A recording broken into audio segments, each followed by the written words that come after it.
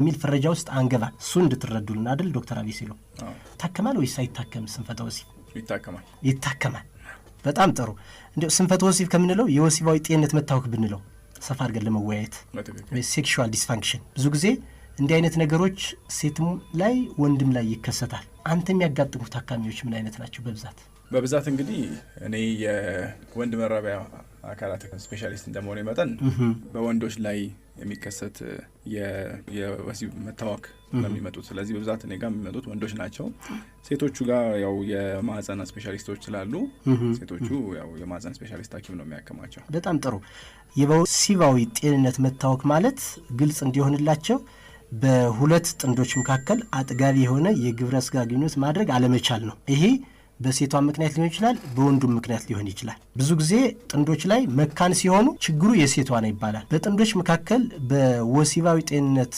ዙሪያ ላይ አለመጣጣም ሲኖር ችግሩ የወንድ ነው ይባላል ግን መካንነትም የወንድም አለ ስንፈተ ወሲብም በሴትም በኩል አለ ይሄን እንድትረዱልን አንድ አድማጮቻችን ሌላው ችግሩ የወስደው ሊሆን ይችላል የስነ ልቦና ችግር ሊሆን ይችላል መገለጫዎቹ በተለይ የብልት መቆም ችግር ሊሆን ይችላል ያለ ጊዜው ቀድሞ ዘር የማፍሰስ ችግር ሊሆን ይችላል ዝቅተኛ የሆነ የወሲብ ፍላጎት ሊሆን ይችላል በወሲብ ወቅት የሚከሰት ህመም ሊሆን ይችላል ያለ መርካት ችግር ሊሆን ይችላል ሌሎችም ችግሮች ይኖራሉ ስለዚህ አሁን ትኩረት የምናደርገው ዛሬ ያመጣንላችሁ የወንድ መራቢያ አካል ስፔሻሊስት ዶክተር አቤሴሎ በጥቁር አንበሳ ስፔሻሊስት ሆስፒታል አሲስታንት ፕሮፌሰር እና ዩሮሎጂስት ናቸው ዶክተር አቤሴሎ አሁን ወደ አንተ ልምጣ ስለ ህክምናው አውራን ከዛ በፊት ስለ ወንድ መራቢያ አካል ትንሽ አንድ ሁለት ደቂቃ ልስጥህና አውራ እስኪ አመሰግናለሁ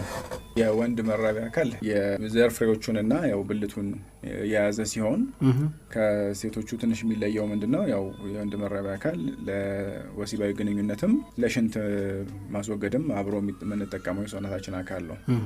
እና ያው ወንድ እንግዲህ ወደ ጉርምስና ከገባ በኋላ የጾታዊ ግንኙነት ማድረግ ሲፈልግ ያው ከሴቶቹ ትንሽ የሚለየው ምንድነው የብልቱ መቆም አለበት እና ብልቱ መቆም ደግሞ የሚቆጣጠሩት የተለያዩ አይነት የሰውነታችን አካሎች አሉ ሰው የሚመስለው ያው በቃ ብልቱ ዛጋ ብቻ ስሜት ሲኖር ይቆማል አለበለዚያ አይኖርም የሚል ነገር ነው ግን ከአንጎላችን ነው የሚጀምረው አንጎላችን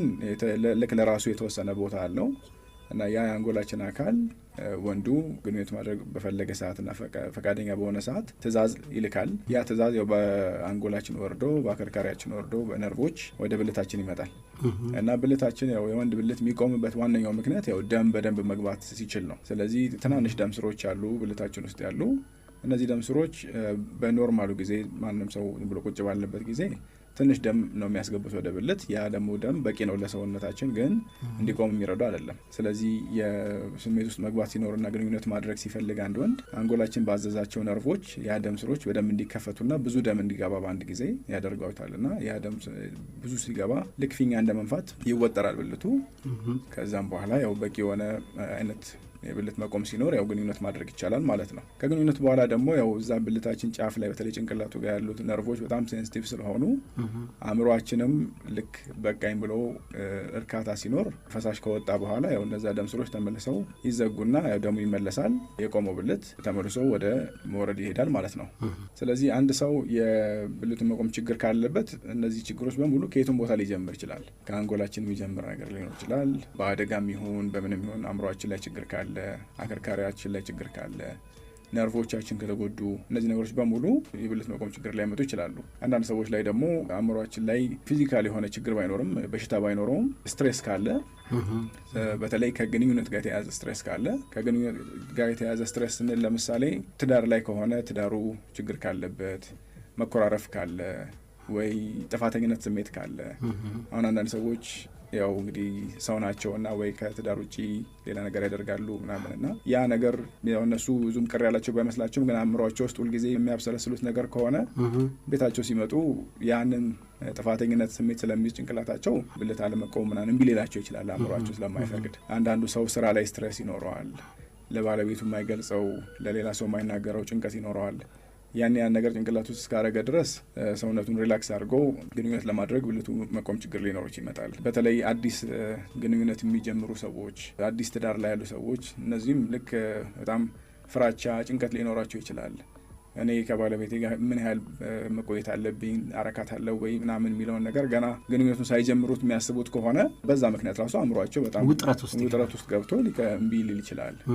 እንደዚህ ነገሮች ምናቸው ብዛት ያው ከታካሚ ስለሚለያይ ያው እንደዚህ አይነት ችግር አለኝ ብሎ ሲመጣ አንድ ሰው እነዚህ ነገሮች እናወያየዋለን። እንደዚህ አይነት ብልት የመቆም ችግር ድንገት ነው የሚመጣው። ስለዚህ ሰሞኑን ደህና የነበረ ድንገት ደግሞ